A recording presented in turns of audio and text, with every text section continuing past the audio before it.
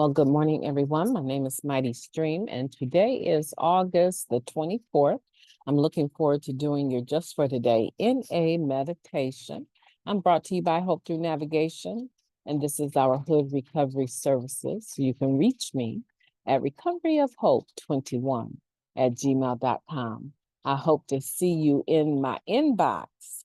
I love getting connected with people and learning about where you're at in your recovery and how you're processing the things that we've been sharing. So I look forward to hearing from you. All right.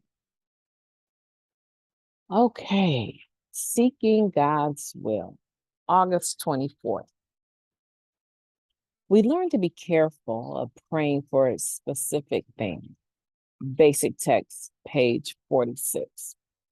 In our act of addiction, we usually did not pray for knowledge of God's will for us and the power to carry it out. That's your 11th step, okay?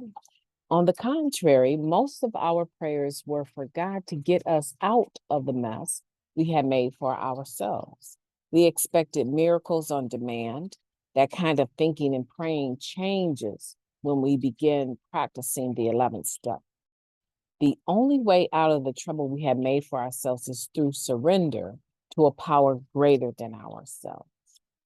In recovery, in recovery, we learn acceptance. We seek knowledge in our prayers and meditation of how we are to greet the circumstances that come our way. We stop fighting, surrender our own ideals of how things should be, ask for knowledge, and listen for the answers.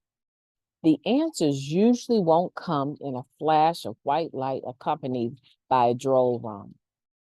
Usually, the answers will come merely with a quiet sense of assurance that our lives are on course, that a power greater than ourselves is guiding us on our path. We have a choice. We can spend all our time fighting to make things come out our way, or we can surrender to God's will. Peace can be found in accepting the ebb and flow of life. Just for today, I will surrender my expectations, look to my higher power for guidance, and accept life. This is a beautiful meditation. Let's take a moment of silence, followed by the we version of the Serenity Prayer. A moment of silence now, please. Thank you. God, grant us the serenity to accept the things we cannot change, the courage to change the things that we can, and the wisdom to know the difference. Just for today, please and thank you. If you can hear my background, you would feel so good.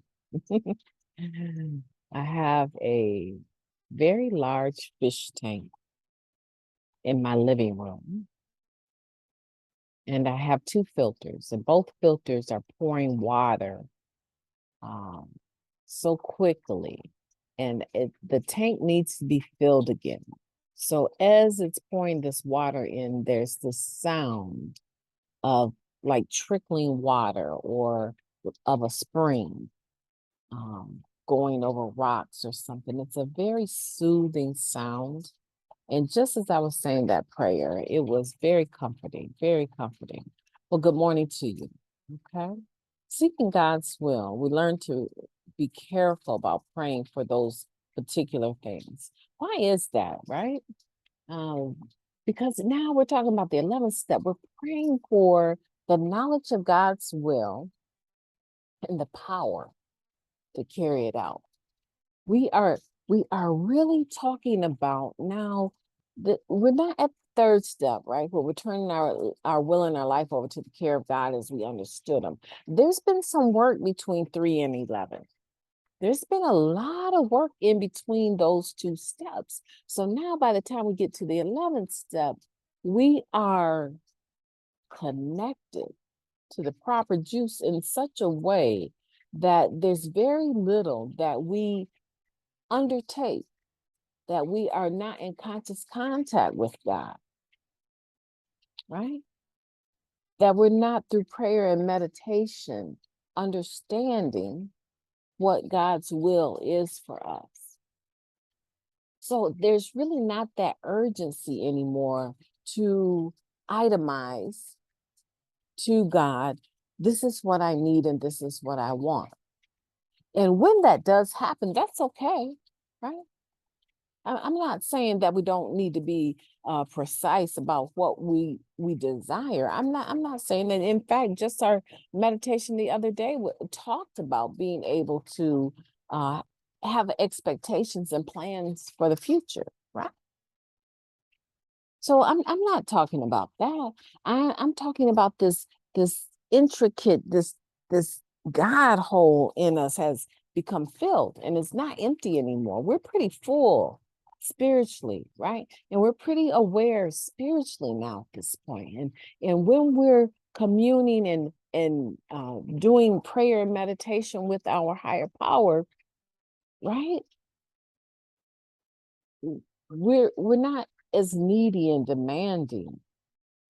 We're not little children anymore, right? We've grown up as it comes to our spirituality. And so now our need, our God hole is different.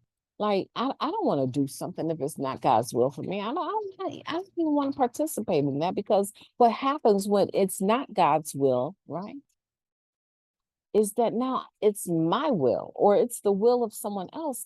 And with that is so much fixing and managing and manipulation and control and these character defects that we had previously asked God to remove our shortcomings, right? We were entirely ready for these character defects to be removed from us. But now all of a sudden, we have to implore them. We have to use them again just to survive this chaos that is our will or the will of someone else. People pleasing. We don't want to do that anymore. No, we're done with that. We don't want to do that anymore. It takes way too much time, way too much money, way too much energy, just way too much madness in general.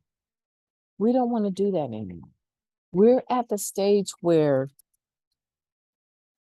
we're able to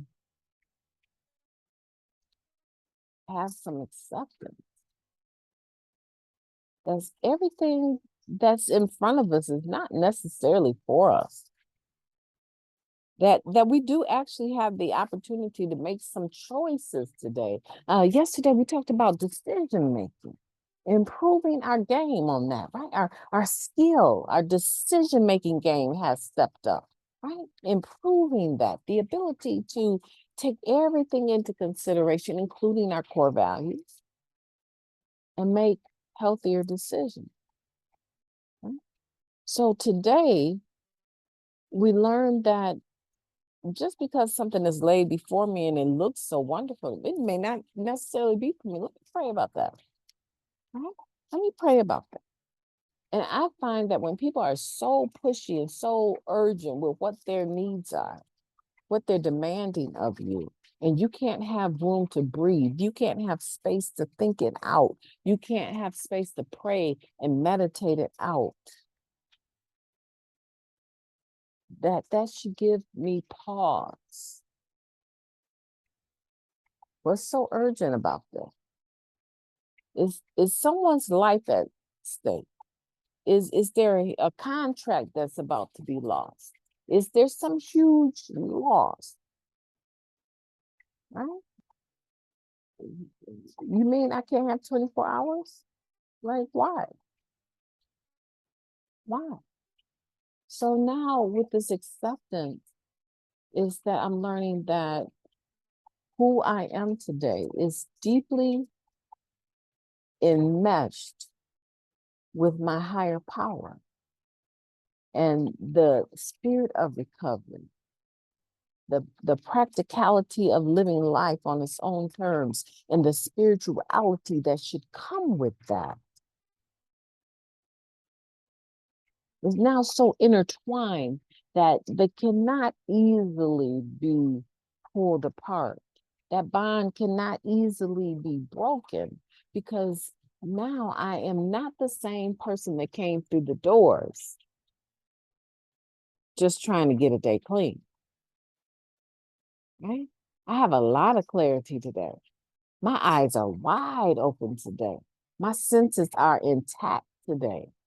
My whole being today is in tune to God and what God's will is for me, and the humility and acceptance to say, I need you. If this is what you want me to do, I need your help. I need the strength, the power to be able to do this, to execute the strategy in an excellent manner. That's what this is about. This is about seeking God's will, because when now I'm not trying to please people, places, and things. No. This is God's will. This is the God of my choosing. This is my higher power of my understanding. So nobody forced this on me. This is something that's important to me. This is a relationship that is important to me. And some of you, you're married, or you've been married, and you've been in intimate partner relationships, and you know how intense that love and that passion can be, that you can almost read them like a book without them even saying a word. You sense them, you feel them, that you know when they're happy and when they're not. You know when you need to be the stronger, you need to be the A side of the AB team, right? And you know when you need to pull back a little bit and let them rise up. And so, but you're concerned with how they feel and pleasing them. If you're in a relationship with someone that is not concerned with your well-being and what makes you happy, that should give you pause, right? Because truly, your relationship with your higher power should be the bar for your relationship with another person. And if I can be concerned about how my husband feels and whether he's okay, don't you think for a second, don't think for a second that I am not concerned about seeking God's will and what pleases my God. And is this okay? Is this what we're doing? Because if this is what we're doing, I'm on board 100% and then some. And that's where I want you to get. That's where I want you to be. MightyStream wants you to kind of start moving your life in a direction that I know for some of you, you've been hanging out with me for a minute. I know that for some of you, it is starting to feel like there's some losses, some changes that are coming along the way, because now you're beginning to develop the strength and the spiritual capacity to start cutting away some of those fattier things or that didn't belong in your life to begin with. You're starting to be able to put some distance. I was talking to a good friend of mine last night. Well, not last night, but yesterday afternoon, and we were talking about being able to step away from having to be the answer for other people, stepping away from allowing people to pull our strings. And we were both confessing and talking about, people in our lives that we still jump up for. The minute we see their name come up on our phone, we immediately start to move towards getting our car keys in, because we know our pocketbooks, right? We know that what's connected to this individual is their dependency on us. And we've enabled it and allowed it to be. But now, over time, you're starting to see that. You're starting to peep game, and you're starting to say, not today. Not today. And you might have a moment of weakness, right? A need to be needed. But for the most part, you're starting to understand that some things are going to naturally start falling away. If you don't reach for them, they're not going to reach for you. If you don't pick up the first one, you don't have to worry about picking up the last one. We are finding that some of our relationships are toxic. We are finding that that some of us are actually relationship addicts, actually, as well. And because of being that way, we turn to drugs to manage our emotions around this chaotic type of relationship. But now, moving on in your recovery, remember in the working step guide, it always ends with moving on. The last subheading for every step is always moving on, correct? Right. And so you're learning as we move on and we move forward and we start to actually take ground, right? We're taking steps forward and we're taking fewer back. And if we're taking some steps backward, we're doing it less often now. And you're starting to develop into this person that you want to be.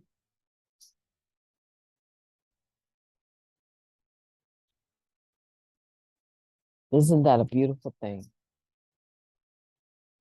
That's a beautiful thing, to be able to be connected, where you're no longer fighting and you're able to surrender your own ideals of how things should go and ask for knowledge and listen for those answers. This is that sweet spot, guys. This 11th step is that sweet spot. And as you practice this, as you perfect this, right? The spiritual awakening awaits you, where you get that revelation about who and what your assignment is. How is it you're going to carry the message to the addict and practice these principles in all your affairs? As you move on from this 11th step, now, through prayer and meditation, going to start have a revelation of what it is you're supposed to be doing and how you are supposed to be doing it. And then now, all of a sudden, that vibrancy is coming to you because you are in and walking out what you were created to do. I'm telling you, people balk at 12-step programs, and I get it. I get it, especially if you were raised religious. But the problem with being raised religious oftentimes is that when it came to spiritual matters, spiritual dissonance, we didn't have the answer, right? The answer still, it lacked its force. Like we say in the basic text, enforced morality lacks its power, right? Because no one wants to be forced to do something.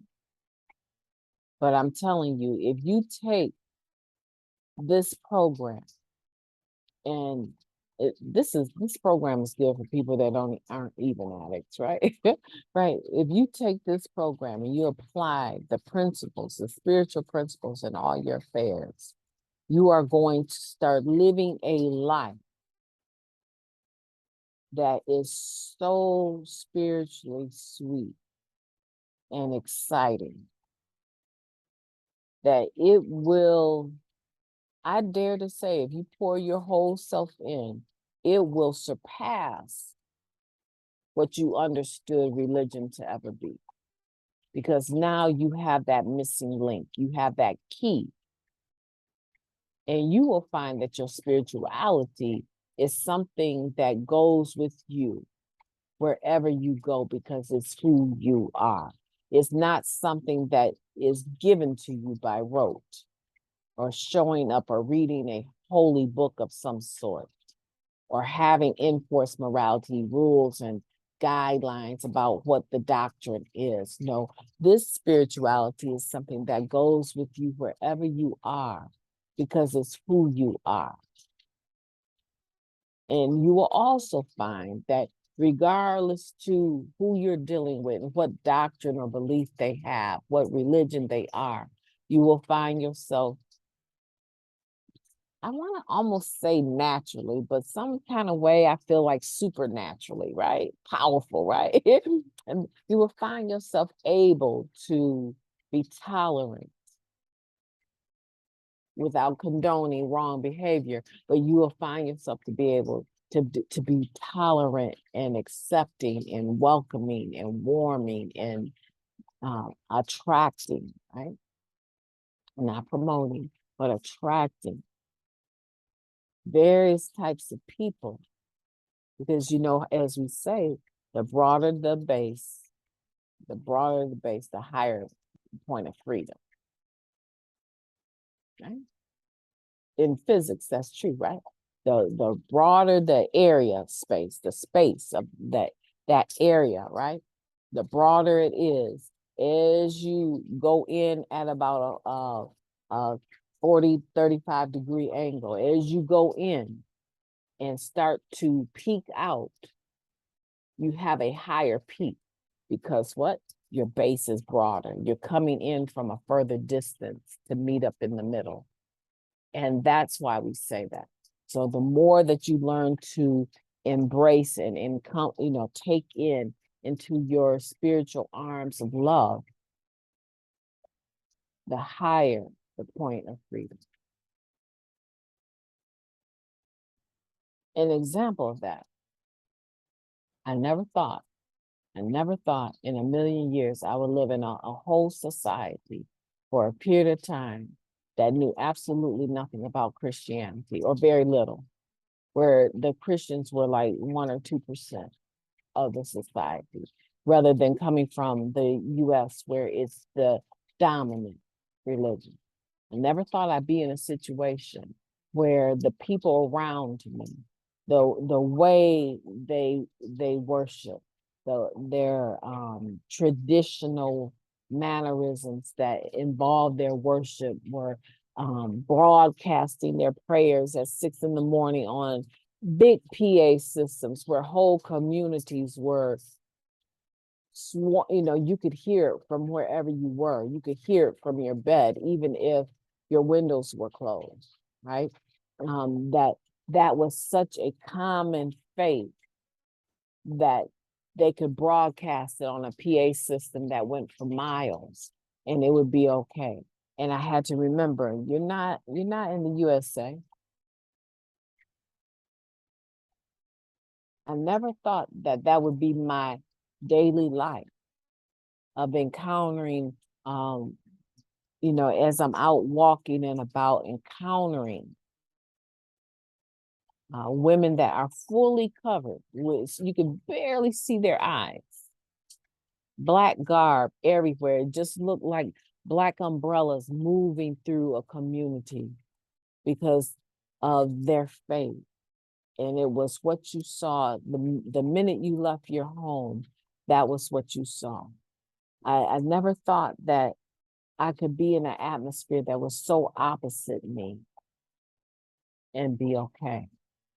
And I learned that my love, the love that I've developed, the spiritual principles that I've developed with the help of this fellowship has allowed me to not just go to another state, not just go to a neighboring country, another continent, but to go to one all the way on the far side of the world and be loved by me. So my base, and I have brothers and sisters in the fellowship that whenever we talk to each other now, right? There's that intimate connection because I have lived in their world and survived it. To them, I received that badge of approval because I came into your world and I survived. So my point of freedom is higher now because I know that regardless to an individual's proclaimed religion, it's the spirit of a person that I pay attention to. And because of that, I'm able to see that we're more similar than dissimilar. So maybe you have your own story you want to share with me. Hit me up in the email, recoveryofhope21, and tell me Tell me about you seeking God's will. What is that looking like for you? What is that looking like for you? And if you are not at the writing portion of the steps where you've reached this, surely you have considered, God's will for you. Tell me about that. Is there some resistance? How is that looking for you? Are you still resisting rather than surrendering to God's will? And if so, why? Let's talk about that. So I'll look forward to hearing from you. My name is MightyStream. I've enjoyed your company this morning, and I will be talking to you tomorrow.